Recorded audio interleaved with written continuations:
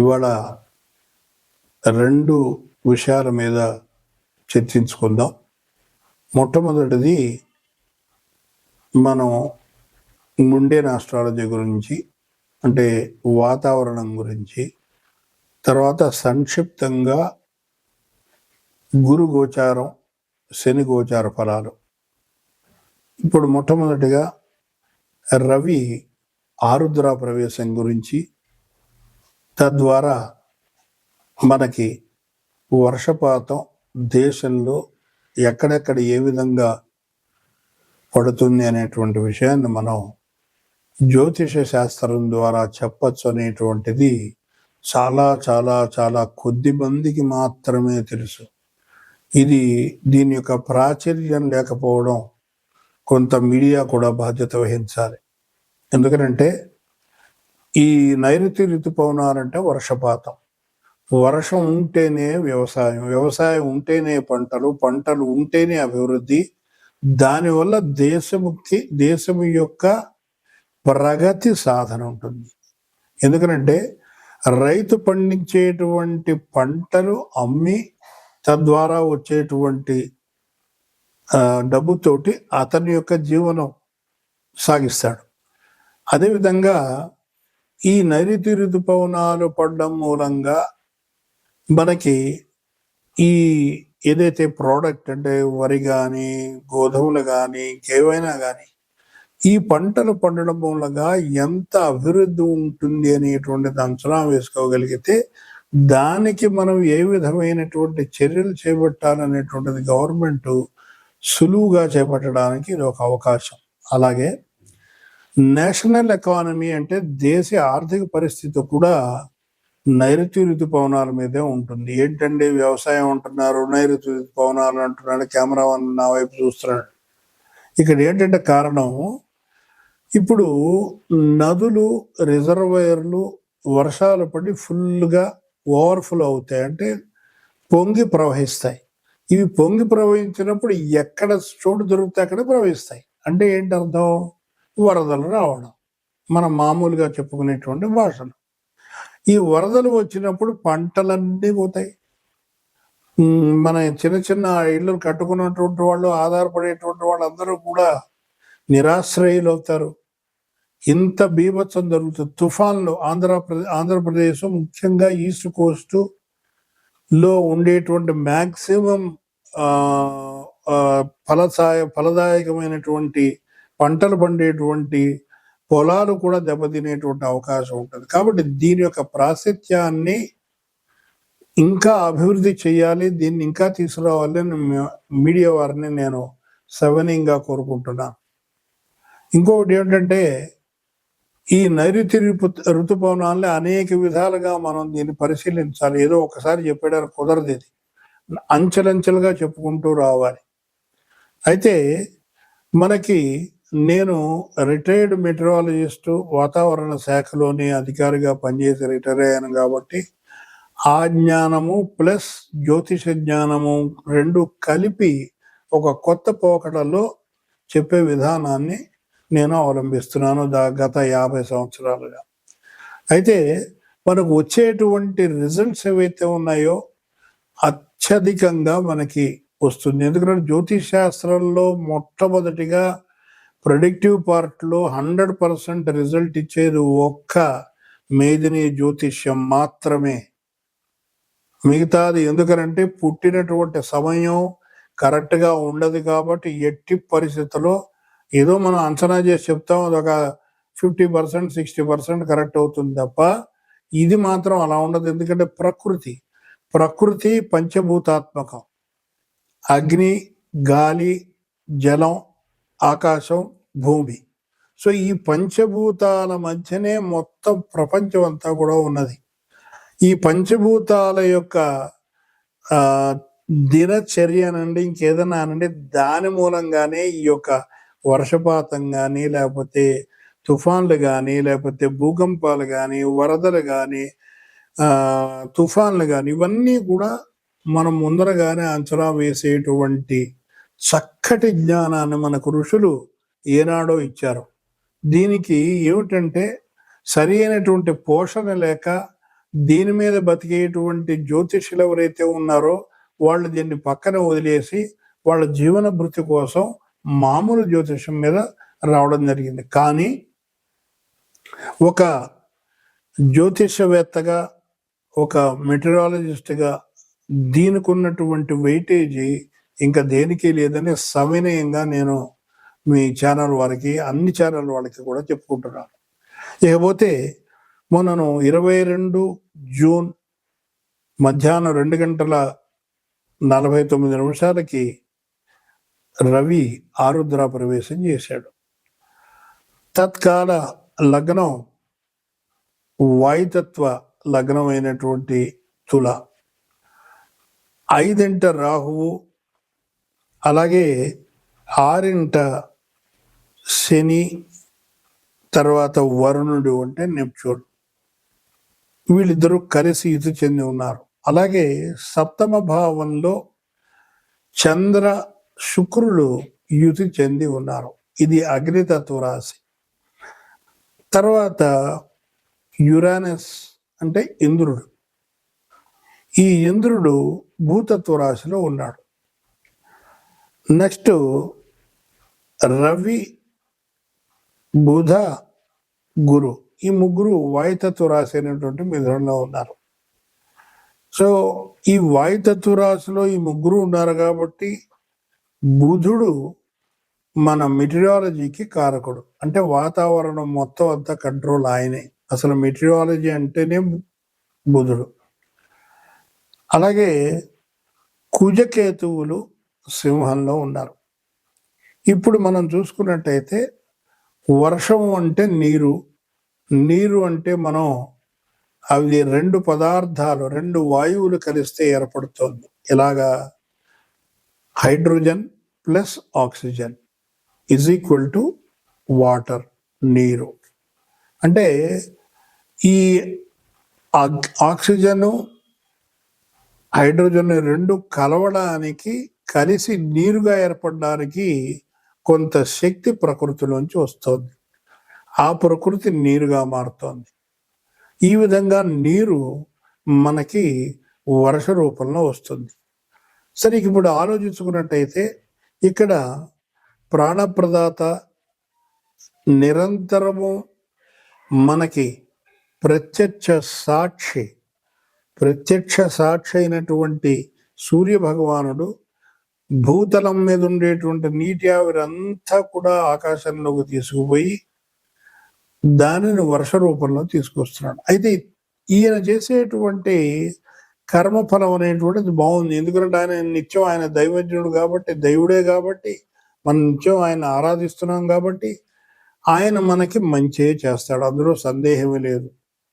అలాగనే సమయం అంటేనే రవి అంటేనే సమయం. ఇక్కడ మనం చూడవలసింది ఏమిటంటే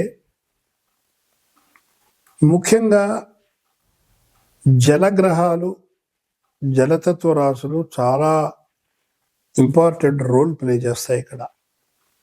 ఇక్కడ మనం చూసినట్టయితే రవి ఆరుద్ర ప్రవేశం నాడు జల్లులు పడ్డాయి. పెద్ద వర్షమేం ఓవర్గా పడలేదు. ఒకవేళ పడి ఉంటే సముద్ర తీర ప్రాంతాల్లో పడి ఉండొచ్చు. మద్రాసు, తర్వాత కేరళ, తదితర ప్రాంతాల్లో. మన మామూలు పీఠభూముల్లో కానీ, మామూలు భూముల మీదుగా చూసుకున్నట్టయితే కనుక ఓ మాదిరి వర్షం కురిసిందని చెప్పచ్చు. అంటే just average, below normal to normal వర్షమే ఉంటుంది ఈ ఋతుపవనాల్లో. అయితే నైరుతి ఋతుపవనాలు ఎందుకు పేరు వచ్చింది అంటే నైరుతి నుంచి వీస్తున్నాయి కాబట్టి. ఇవి కేరళ తీర ప్రాంతాన్ని తాకి దినదినాభివృద్ధి చెందుతూ జూలై 15 అయ్యేసరికి హిమాలయాల యొక్క పాదాలను తాకి అవి ఈశాన్య ఋతుపవనాలుగా తిరిగి కిందకు వస్తాయి. అయితే చూడండి, మనకి భగవంతుడు భూతలాన్ని కూడా అనుకూలంగా ఏర్పాటు చేశాడు. ఎందుకంటే ఈ నైరుతి ఋతుపవనాలు వెళ్ళేటప్పుడు 2 పాయల కింద చేరిపోయి ఒక పాయ అరేబియా సముద్రం మీదుగా జలాన్ని తీసుకుంటూ మేఘాలు వర్షించుకుంటూ ఆ మొత్తం కోస్ట్ అంతా కూడా వెస్ట్ కోస్ట్ ఆ దగ్గర ఉన్నటువంటి ప్రాంతం అంతా కూడా గుజరాత్ మీదుగా వెళ్ళిపోతుంది. ఇంకోటి కేరళ మీదుగా సదరన్ పెనిన్సులార్ అంటే దక్కన్ పీఠభూమి వీటి మీదుగా అలా తిన్నగా హిమాలయ పర్వతాల వరకు వెళతాయి. ఇవి 2 అక్కడ తాకి మళ్ళీ వెనక్కి వస్తాయి. ఈ వెనక్కి వచ్చేటప్పుడు కొన్ని చోట్ల, ముందరికి వెళ్ళేటప్పుడు కొన్ని చోట్ల న్యాయం చూకూర్చే విధంగా భగవంతుడి యొక్క సృష్టి. అయితే మానవుడు చేసినటువంటి తప్పిదము ఇప్పుడు మనకి కళ్ళకి కట్టినట్టుగా కనబడుతోంది. ఏమిటి? అడవులు కొట్టేయడం. తద్వారా మనకి వర్షం యొక్క పోకడ తగ్గిపోవడం. తర్వాత ఎక్కడైతే చెట్లు ఉన్నాయో చెట్లన్నీ కొట్టేసి 30 అంతస్తులు 40 అంతస్తులు భవనాన్ని నిర్మించి భూమి లోపల ఉన్నటువంటి నీరుని అంతటినీ కూడా తోడేసి మన ఉపయోగం కోసం వాడుకుంటున్నప్పుడు మనకు ప్రకృతి ఇచ్చినటువంటి సంపదని నాశనం చేసినట్ట కాదా? ఇప్పుడు ఇంతకంటే ఘోరమైనటువంటి పరిస్థితి రాబోతుంది ఇక త్వరలో. ఇక్కడ మనం చూసింది ఏంటి ఆలోచిస్తే గనక జూన్లో బ్రహ్మాండమైన వర్షం కొట్టి ఈ పాటికి మంచి ఎరువక అయ్యి మంచి ఫలసాయం మీద ఉండాలి. కానీ కొన్ని చోట్ల పడ్డది, కొన్ని చోట్ల ఎక్కువగా పడ్డది, కొన్ని చోట్ల అసలు పడలా. ఇప్పుడు మనం ఇక్కడ ఆలోచించినట్టయితే పంచమం ఎప్పుడు గర్భస్థానము అంటే పుత్రస్థానము అంటే నీరు. అక్కడ కుజుడు కేతు ఇద్దరు కలిశారు కాబట్టి మేఘబాల గర్భం అనేటువంటిది అది ముక్కలైంది అని చెప్పచ్చు. అంటే అర్థం ఏమిటనమాట, ఇక్కడ అబార్షన్ అనేటువంటి పదాన్ని ఉపయోగిస్తాం. ఇక్కడ మీనింగ్ ఏమిటంటే ఏదైతే మాస్ ఉందో ఆ మాసు ముక్కలైపోయి ఏవో కొన్ని మేఘాలు మాత్రమే గాలికి నెట్టబడి వర్ష రూపంలో కొన్ని చోట్ల పడుతున్నాయి. ఇక్కడ ముఖ్యంగా చూస్తే అగ్నితత్వ రాశిలో ఉన్నారు కుజుడు కేతు. కుజుడేమో కేతువు నక్షత్రంలో, కేతువేమో రవి నక్షత్రంలో, రవి వాయుతత్వమైనటువంటి మిథునంలో బుధుడితోటి అలాగే విస్తృత కారకుడైనటువంటి గురువుతోటి వాయుతత్వ రాశిలో ఉండడం మూలంగా విస్తృతమైనటువంటి గాళ్ళు వీచాయి. అది మీరు ప్రతి చోట అడిగి తెలుసుకోవచ్చు. దీన్ని మేము ముందరే పరిశీలించి దీని మీద వ్యాసాలు రాయడం, రీసెర్చ్ చేయడం జరిగింది. అయితే దీని యొక్క సమసప్తక దృష్టి అగ్నితత్వ రాశి అయినటువంటి ధనస్సు మీద ఉండడం మూలంగా కొన్ని చోట్ల ఉష్ణోగ్రతలు ఎక్కువగా ఉండడం, కొన్ని చోట్ల వర్షాలు చల్లగా అలాగా వేరియేషన్స్. ఇది ఒక్క జ్యోతిష్ శాస్త్రం ద్వారా చెప్పగలుగుతావు తప్ప మీకు ఏ మోడల్స్లోనూ రాదు. వచ్చిన తర్వాత మనం ఏదో చెప్తాం తప్పించి ఒక్క జ్యోతిష్ శాస్త్రంలోనే ఇంత చక్కగా ఖచ్చితంగా చెప్పచ్చు. ఇకపోతే ఈ పంచభూతాల్లో వాయువు యొక్క డామినేషన్ ఎక్కువైంది. ఎందుకని అంటే ప్రధాన గ్రహాలైనటువంటి రవి, బుధుడు, గురువు వాయుతత్వ రాశిలో ఉండడం, అలాగే రాహువు గురువు యొక్క నక్షత్రంలో ఉండి కుంభం మళ్ళా అదొక వాయుతత్వ రాశిలో ఉండడం, ఈ రాహువుని కుజుడు చూడడం, అలాగే కుజుడు యొక్క అష్టమ దృష్టి జలరాశిలో ఉన్నటువంటి శని మీద అలాగే వరుణుడి మీద ఉండడము. అంటే నీటి యొక్క సరఫరా అనేటువంటిది తగ్గిపోయింది, గాలి యొక్క స్పీడ్ పెరిగింది అని మనం ఖచ్చితంగా చెప్పచ్చు. సో దీనివల్ల ఏమవుతుంది, మనకి ఎక్కడైతే పడవలసినటువంటి వర్షం ఏదైతే ఉందో ఆ వర్షం సరిగ్గా పట్టలేదు. మనం కొన్ని చోట్ల మీరు కావాలంటే ఇంకా మీరు విచారించవచ్చు, ఇంకా వాళ్ళు వర్షం పడుతుందని ఎదురు చూసేటువంటి ఏరియాస్ కూడా ఉన్నాయి. ఇకపోతే మనం టోటల్గా మనం ఆలోచించినట్టయితే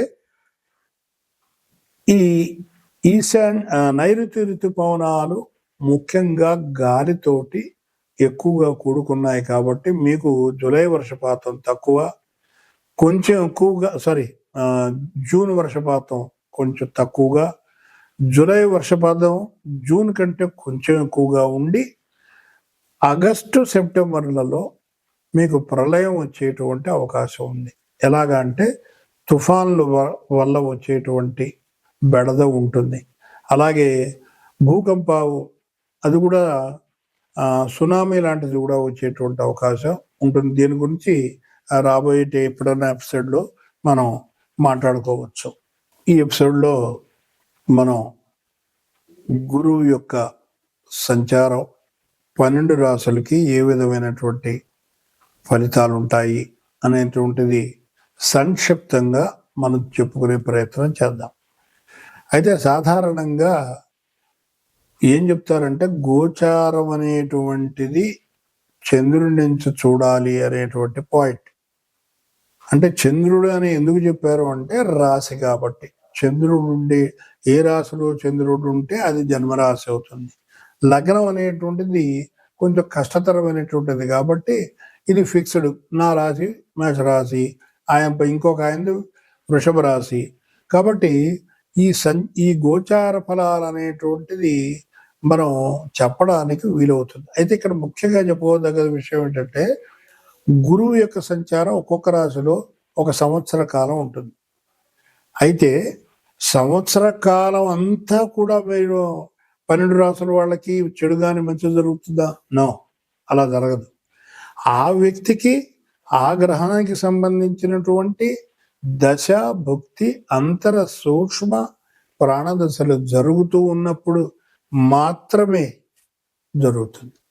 అప్పుడు కూడా చంద్రుడు అలాగే రవి యొక్క గోచారం కూడా చూసుకోవాలి. ఇది కట్టుదిట్టమైనటువంటి ఒక గోచార నియమం. ఇక మనం ఇవాళ మాట్లాడుకున్నట్టయితే మనం చెప్పేది ఇది ఒక సూచన మాత్రమే. నేనేదో భయపడిపోయి ఏదో చేసేస్తారు అలాంటివి ఏమి మీరు భయపడక్కర్లేదు. మీకు ఏదన్నా ఉంటే కూడా సంక్షిప్తంగా ఏం చేయాలో కూడా దానికి నేను ఆ రాశుల వాళ్ళకు కూడా చెప్పేస్తాను. కాబట్టి అది చేసుకుంటే సరిపోతుంది. తర్వాత కుంభరాశి. కుంభానికి ఈ కుంభరాశి వాళ్ళకి ద్వితీయ లాభాధిపతి పశ్చిమంలో ఉండి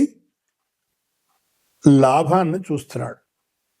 అంటే ఇక్కడ సప్తమ దృష్టితోడు చూస్తున్నాడు లాభాన్ని. అంటే డబ్బులు బ్రహ్మాండంగా ఈ సంవత్సరం కుంభరాశి వాళ్ళకి వస్తుంది అని చెప్పి చెప్తున్నా. ఎలాగా అంటే ఈయన ప్రస్తుతము గురువు సప్తమాధిపతితోటి యుతి చెంది ఉన్నాడు కాబట్టి ప్రేమ వివాహం కూడా జరిగేటువంటి అవకాశం ఉంది. ఈ పెళ్లి కానటువంటి వాళ్ళు చెప్తున్నా. అలాగే ఈ కుంభరాశి వాళ్ళకి పంచమంలో ఈయన ఉన్నాడు కాబట్టి మంత్రస్థానం పంచమం కాబట్టి మంత్రోపదేశం కనుక తీసుకున్నట్టయితే ఆ మంత్ర సిద్ధి జరిగి ఆ మంత్ర మననము లేదా పఠనము వల్ల ఆయనకి ఎంతో మేలు జరుగుతుందని మనం ఖచ్చితంగా చెప్పవచ్చు. అయితే ఇక్కడ గురువు యొక్క స్థితి అంటే పంచమ దృష్టి ఏదైతే ఉన్నదో రాశ్యాత్ నవమం అవడం మూలంగా ఇక్కడ ఈ వ్యక్తులు ఎవరైతే సర్వీసులో ఉన్నారో ఉద్యోగం చేస్తున్నారో వాళ్ళకి ట్రాన్స్ఫర్స్ అయ్యేటువంటి అవకాశం ఉంటుంది. అది వాళ్ళు ఒక 2-3 నెలల లోపల వాళ్ళకి ఆర్డర్స్, ఈవెన్ ఈ నెలాఖరు కూడా ఆర్డర్స్ రావచ్చు.